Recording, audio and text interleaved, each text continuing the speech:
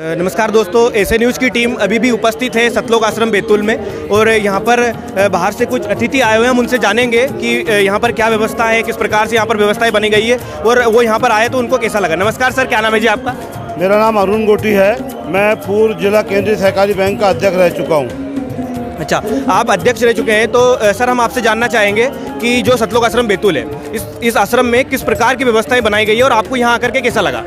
ये आश्रम से मैं पूर्व से जुड़ा हूँ। यहाँ पर भगत जी से भी मैं जुड़ा हूँ और यहाँ पर आश्रम में जिस समय यह आयोजन होने वाला था उसके पूर्व में जो व्यवस्थाएं थी, भोजनशाला देखी थी हमने, रुकने की व्यवस्था देखी थी। और आज जो ये भव्य आयोजन हो रहा है, जबकि यहाँ पर कोई भक्त वगैरह नहीं है, उसके बाद इतनी अच्छी व्यवस्था यहाँ पर जो की गई है, ये वाकई में लाजवाब व्यवस्था है। हमने अपने जीवन काल में ऐसी व्यवस्था कहीं नहीं देखी कि जिस प्रकार लोग बैठे हुए हैं, भोजन कर रहे हैं, भोजन प्रसादी ग्रहण कर रहे हैं। ये निश्चित रूप से एक अद्भुत क्षण है जो हमारे दिल को भाव विभोर हो चुके हैं हम इस व्यवस्था को देखकर। सर, जैसा हमने जाना है कि संत रामपाल जी महाराज जो हैं, इनके श्रद्धालुओं के अंदर जो प्रेम होता है, जो उत्साह होता है, आपने देखा होगा जैसे आप आए तो बाहर भगत भाई झंडियाँ लेके धूप में खड़े हैं। तो ये जो उत्साह है, मतलब संत रामपाल जी महाराज ने उनके भक्तों को जो क्वालिटी दी है, मतलब उसका कोई अनुमान नहीं लगाया जा सकता। और हमने जाना है कि आप भूतपूर्व विधायक रह चुके हैं और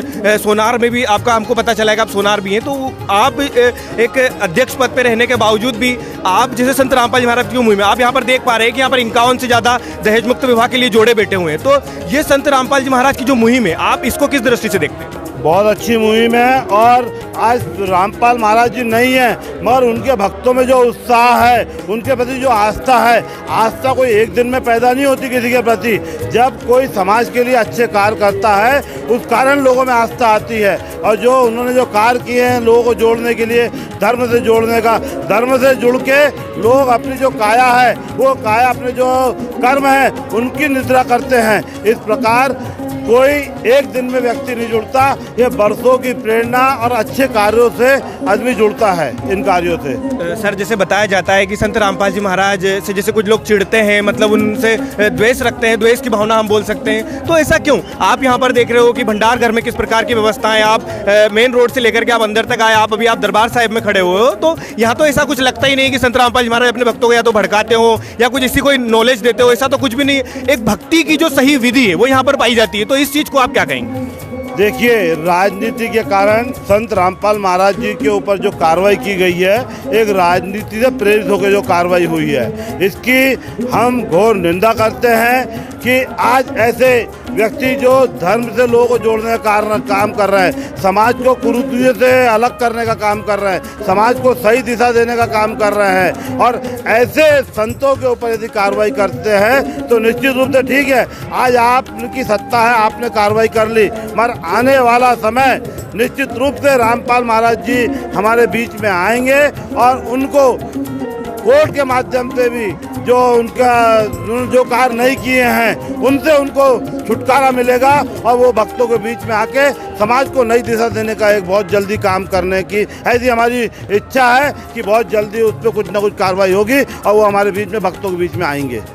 सर, जैसे यहाँ पर आज 51 जोड़ों का दहेज मुक्त विवाह है, जिसमें अंतरजातीय विवाह तक है, तो ये जो मुहिम है अंतरजातीय विवाह, ये आज के समय में, वर्तमान में, एक ऐसे समय में जहाँ पर एक भागदौड़ चल रही है, एक रेस चल रही है जातिवाद को लेकर, समाजवाद को लेकर, तो इस चीज़ को आप क्या कहेंगे? आज संत रामपाल जी महाराज ने सबको एक कर दिया, मतलब आज यहाँ पर अंतरजातीय विवाह हो रहा है, इसका मतलब ये है कि उन्होंने पूरी जातिवाद का जो एक प्रथा है उसको आज खत्म करने की मुहिम है। तो उस चीज़ को आप किस दृष्टि से देखते हैं? देखिए, ये जो अंतरजातीय विवाह हो रहा है, ये रामपाल महाराज की प्रेरणा से ही हो रहा है। आज उनकी प्रेरणा नहीं होती तो इतने लोग यहाँ पर इकट्ठा नहीं होते।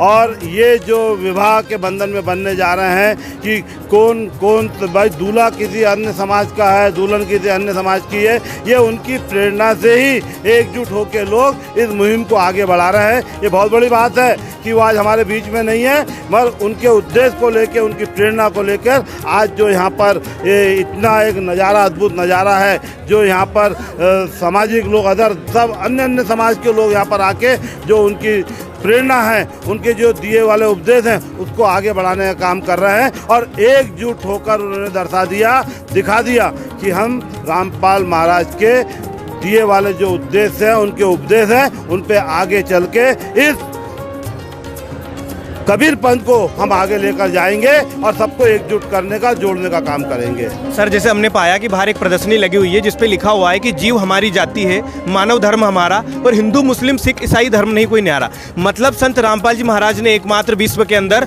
सभी धर्मों को, संत रामपाल जी महाराज जी का जो ज्ञान है, आप देखो ऐसा कोई समाज नहीं है, ऐसा कोई धर्म नहीं है जिसके ऊपर उनका सत्संग ना हो, उनके ऊपर उसकी बुक नहीं हो। जो सत्य है, उन्होंने सत्य को सामने लाने का काम किया। तो इस चीज़ को आप किस दृष्टि से देखते हैं? आज ये काम जो है बहुत आसान काम नहीं है। किसी को भी एक अपने धर्म से अलग करके उसको इस धर्म की ओर लेके आना, उसको जोड़ना, उसको प्रभावित करना बहुत कठिन काम होता है।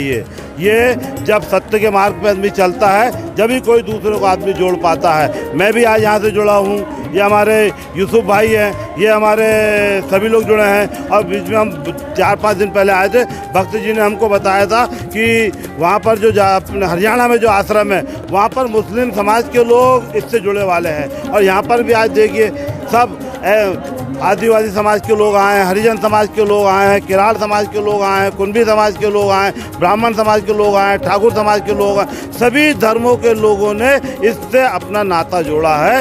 ये बहुत बड़ी उपलब्धि है। धन्यवाद सर, आपसे बात करके अच्छा लगा। हम एक और सर हमारे साथ जुड़े हुए, उनसे बातें करेंगे। नमस्कार सर, क्या नाम है आपका? मेरा नाम मोहम्मद यूसुफ पटेल।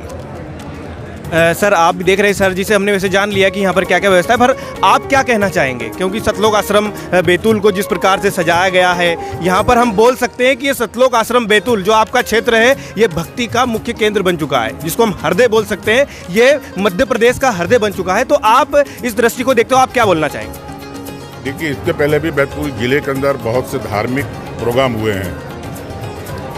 इस धार्मिक प्रोग्रामों में हिंदू का प्रोग्राम हुआ, हिंदू समाज का, मुस्लिम समाज का, और भी समाज के प्रोग्राम हुए।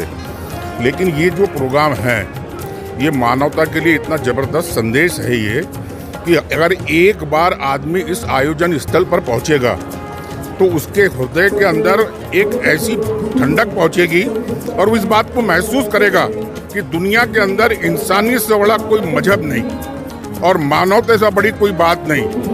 इतना बेहतरीन आयोजन, यहाँ पर विवाह का प्रोग्राम है, रक्तदान करवाया जा रहा है। और इस प्रोग्राम के सबसे बेहतरीन खूबसूरती जो है कि आने वाला जो भक्त है, आने वाले जो लोग हैं, वो पूरे अनुशासन के अंदर अपने इस प्रोग्राम को, आयोजन को सफल कर रहे हैं। पुलिस प्रशासन है, मैं इस आयोजनकर्ता की तरफ से उनको धन्यवाद देता हूँ, प्रशासन का।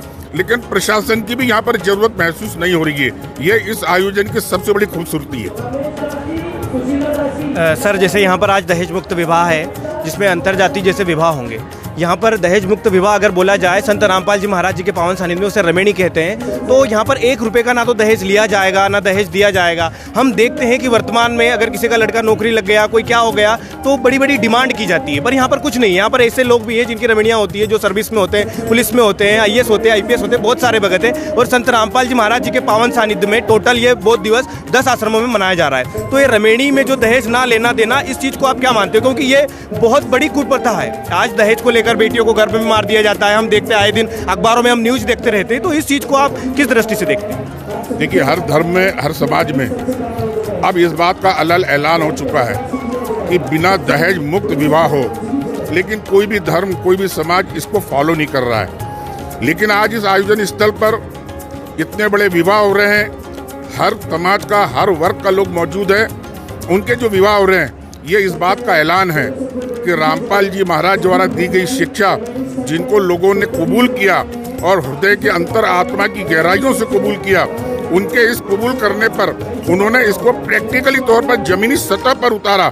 और यहाँ लाखों का जो मजमा है, इस लाखों के मजमे के सामने उन्होंने इस बात के लिए और भी लोगों को प्रेरित किया कि भाई, अगर आपको इस समाज के अंदर किसी की बच्ची को ब्याह कर लाना है तो माँ बाप के ऊपर बोझ न डालकर उनको राजी खुशी के साथ में उनकी बच्ची को ब्याह करके लेके आ जाएं, ताकि उनको भी खुशी पहुंचे और समाज के अंदर एक ऐसा संदेश जाए कि बिना दहेज के, बिना परेशानी के, बिना बच्ची के माँ बाप को परेशानी के बच्ची ब्याह जा सकती है। सर, हम लास्ट सवाल आपसे करेंगे कि जो जगत समाज है, उनके अंदर जो भ्रमणा है, उनके माइंड में जो भ्रांति फैलाई गई है, कुछ नेगेटिविटीज़ हैं, तो वो कैसे दूर कर सकते हैं? इस विषय में आप कुछ बोलिए। देखिए, ये तो दुनिया का दस्तूर है कि जो चीज़ कामयाबी की तरफ जाती है उसके पीछे उसको वापस लाने के लिए, उसकी रुकावट के लिए बहुत से लोग, बहुत सा समाज, बहुत से वर्ग, बहुत सी हुकूमतें उसको पसंद नहीं करती है।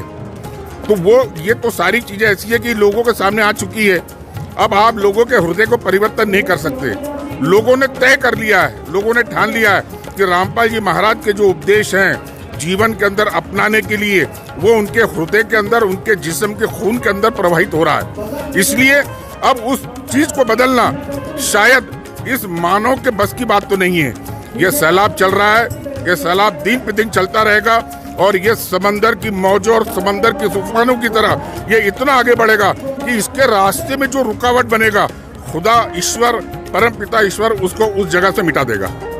धन्यवाद। Okay sir. तो दोस्तों आपने देखा कि अध्यक्ष साहब और यूसुफ साहब ने यहाँ पर बताया कि जो व्यवस्थाएं यहाँ पर किस प्रकार की थी। यहाँ पर आज दहेज मुक्ति जैसे विवाह होना है और आने वाले समय में जैसा कहा जाता है, संत रामपाल जी महाराज के फॉलोअर्स के द्वारा हमेशा नारे लगाए जाते हैं कि सुखी होगा हर इंसान और धरती बनेगी स्वर्ग समान। तो वो समय अब दूर नहीं कि धरती स्वर्ग बनेगी। धन्यवाद।